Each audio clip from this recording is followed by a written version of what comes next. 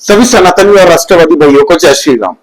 दोस्तों, आज वक्फ amendment bill parliament के अंदर में पेश होने वाला है और 8 घंटे चर्चा होने वाली है पॉइंट टू पॉइंट।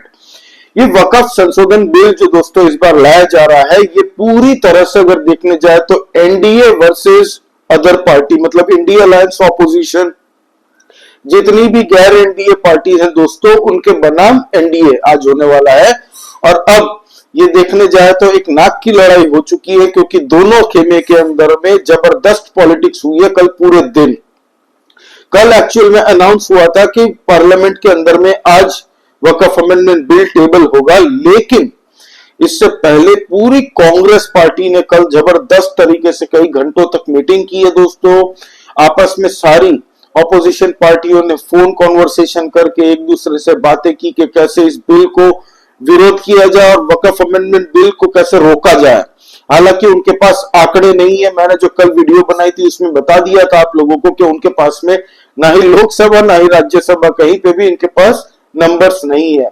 अब कल सवाल उठ रहा था दोस्तों, जदयू ये अफवाह उड़ा रही थी ऑपोजिशन पार्टी और कई मीडिया चैनल मजे ले रही थी कि जदयू तो सोच रही है, नीतीश कुमार ने तो मीटिंग बुलाई है, क्या नीतीश कुमार फिर से पलटी मार लेंगे।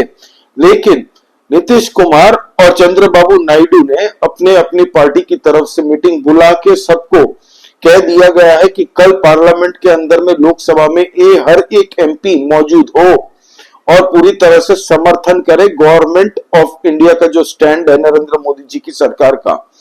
इससे क्लियर हो गया दोस्तों कि टीडीपी पूरी तरह से सपोर्ट कर रही है दोस्तों, और साथ ही साथ में जदयू भी सपोर्ट कर रहा है। हालांकि हमारे देश की नल्ली मीडिया ये भूल गई थी कि वो सामने जो बैठे हैं ना भाजपा की तरफ से, वो अमित शाह है।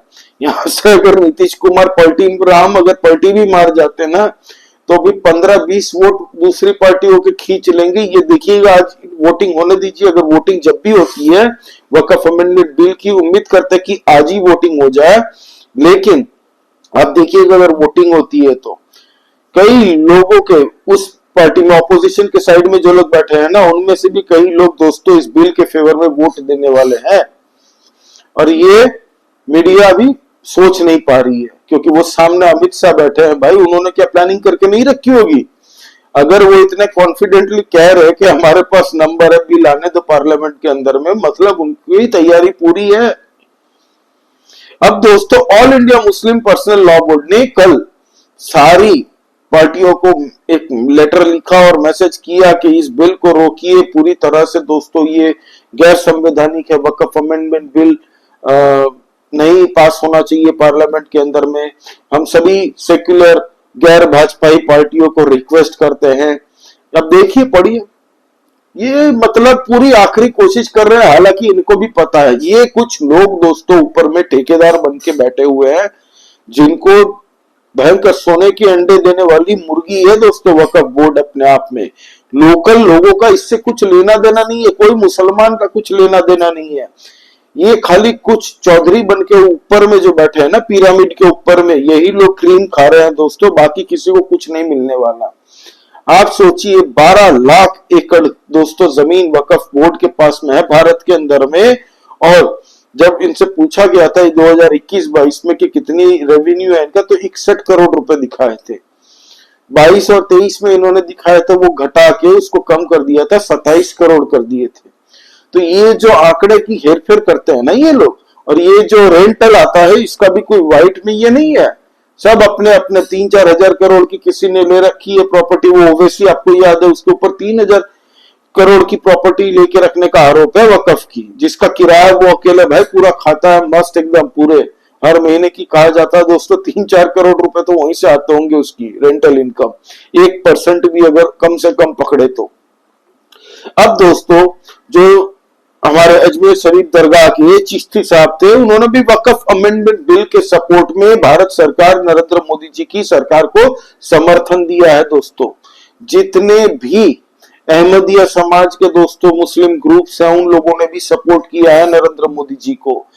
जितने भी क्रिश्चियन कम्युनिटी हैं दोस्तों, सारे कैथोलिक बिशप चर्चेज ने सपोर्ट किया नरेंद्र मोदी जी सरकार को और रिक्वेस्ट की है कि वक्फ अमेंडमेंट बिल को जैसे भी पास करवाइए। भारत में गैर संवैधानिक तरीके से ये इन्होंने अपना लूट का दुकान चला के रखा है, और ये हो नहीं सकता भारत के अंदर में, क्योंकि इतनी सारी अलग अलग माइनॉरिटीज रहती है।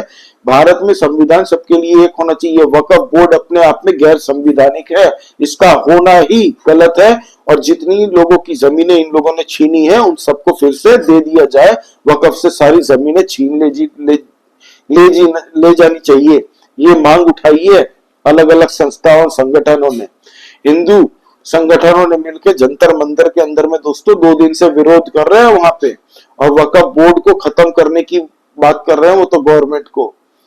हालांकि कई लोगों ने दोस्तों कोशिश की है इसके खिलाफ दोस्तों अफवाह उड़ाने की, मुसलमानों को बहकाने की, कि देखो वक्फ एक मुसलमानों पे हमला है। कोई हमला नहीं है, ना मुसलमानों की मस्जिद पे हमला है, ना उनके कब्रिस्तान पे हमला है।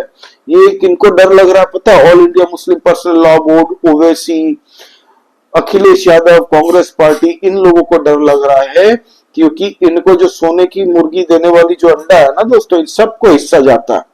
सारी पार्टियों को, ये सेक्युलरवादी जो पार्टी अपने आप को कहती है ना दोस्तों, ये मुस्लिम अपीजमेंट में इस तरीके से गिर चुकी है कि अब ये खुले में आ चुकी है, गैर सनातनी भाषण देती है दोस्तों।